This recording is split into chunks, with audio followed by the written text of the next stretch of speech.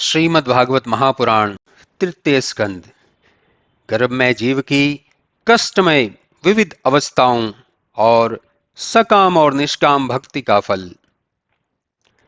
श्री कपिल भगवान बोले, हे माता, इस माया युक्त संसार में जीव मुक्त होने के लिए विषयों से विरक्त रहे, बुद्धि को सदैव शुद्ध रखते हुए प्रत्येक दशा में विधि निषेध का ध्यान रखते हुए ही विचरण करना चाहिए, अन्यथा संसार में तो उसे पतित होना ही पड़ेगा और स्वर्ग में जाकर भी उसे नरक की असह्य पीड़ा सहन करनी पड़ेगी। जीव के पूर्वकृत कर्मों का प्रवर्तक ईश्वर ही है, अतएव जीव उसी पूर्वकृत कर्म के कारण शरीर धारण के लिए गर्भ में प्रवेश करता है।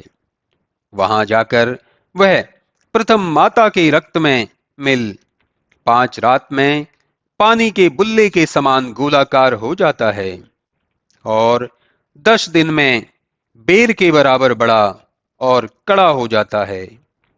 1 मास में वह अंडे के समान मांस का पिंड बन जाता है और उसके पश्चात उस पिंड में सिर निकलता है। दूसरे महीने में बाहु और चौथे महीने में अस्थि, चर्म, मांस, रक्त, नाड़ी, मज्जा और मेद, उसमें ये 7 धातुएं प्रकट हो जाती हैं। और 5वें महीने में उसे भूख प्यास की उत्पत्ति होती है और 6ठे महीने में वह चर्म की एक बारीक झिल्ली से आवृत होकर माता की कोख में दाहिनी ओर घूमने लगता है। इस प्रकार 10 महीने तक माता की कुक्षी में सिर नीचा करके लटका रहता है और वहां वह अपने अंगों का हिला डुला भी नहीं सकता। वहां उसे अपने पूर्व 100 जन्मों का वृतांत स्मरण हो आता है।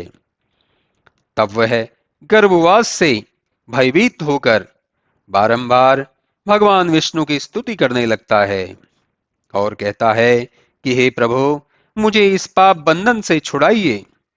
यह आपकी बड़ी कृपा है जो आपने मुझे ऐसा ज्ञान दिया है। अब मेरे 9 महीने पूरे हो गए हैं, अब मुझे यहां से निकालिए। वह अनेकों प्रकार से महाप्रभु विष्णु जी को की प्रार्थना और विनती करता है। तब 10वें महीने प्रसूति वायु के द्वारा वह नीचा मुख किए कितने ही कष्टों से बाहर निकलता है तथा पृथ्वी पर रुधिर और मूत्र में पड़ा रहता है। सांस रुक जाती है, पहले तो रो भी नहीं पाता और पुनः अंग संचालन कर बग-बग रोता है। कोई उसके अभिप्राय को जान नहीं पाता और लोग जैसे रखें पराधीन वैसे ही रहता है। शिशुकाल के अनेकों कष्ट भोगता है, फिर 5वें वर्ष से युवावस्था तक पठन पाठन का दुख भोगता है और इच्छित वस्तुएं न मिलने से वह शोक से व्याकुल हो जाता है और अज्ञानवश क्रुद्ध होता रहता है। फिर मैं और मेरे की बुद्धि द्वारा सदैव असत का ही संग्रह करता है, जिससे अविद्या उसे ऐसा जकड़ लेती है कि वह शरीर और स्त्री पुत्रादि के लिए सदैव कर्म करता और माया के दुख रूप संसार में पड़ा रहता है। स्त्री ही उसको सर्वप्रिय होती है और वह गर्भकाल की अपनी सारी प्रतिज्ञाओं एवं शुभ कर्मों को भूल जाता है, जिससे वह अपनी अयोग्यतावश मृत्यु आदि दुखों को प्राप्त हो जाता है। अस्तु संसार में भय और दीनता को त्याग कर जीव को सदैव काल से सतर्क रहना और विचारों से युक्ति पूर्वक जीव की सुगति के लिए कर्म करना चाहिए। जो बुद्धि द्वारा योग वैराग्य से युक्त होकर इस मायामय संसार और शरीर से आसक्ति नहीं करता, वही जीव मोक्ष का भागी होता है। श्री कपिल भगवान बोले, हे कल्याणी, 4 आश्रमों में गृहस्थ धर्म बड़ा पुनीत है। यदि इसमें सदैव संयम नियम से रहे तो चारों पदार्थ उसके पूर्ण हो जाते हैं, परंतु जो नियम से नहीं रहता उसका जीवन व्यर्थ हो जाता है। कामनाएं उसे नष्ट कर देती हैं। कामना और अर्थ के लिए धर्म का दोहन नहीं करना चाहिए।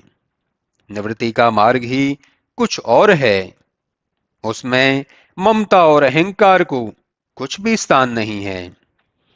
जो धर्म रूप सत्व से शुद्ध चित्त होकर निवृत्ति मार्ग को धारण कर लेता है, वह निश्चय ही स्वर्गीय स्थानों को प्राप्त करता है और ईश्वर में प्रवेश कर जाता है। ऐसे वैरागी तथा योगी मरने पर फिर ब्रह्म को प्राप्त होते हैं। अतः हे माता, तुम उन्हीं भगवान की शरण में प्राप्त हो कि जो अमित प्रभाव वाले श्री विष्णु जी हैं। वही इस चराचर भूत के ब्रह्म हैं।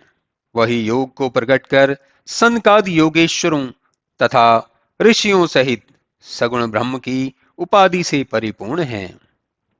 वही सबके आदि के ईश्वर और संसार के रचयिता हैं।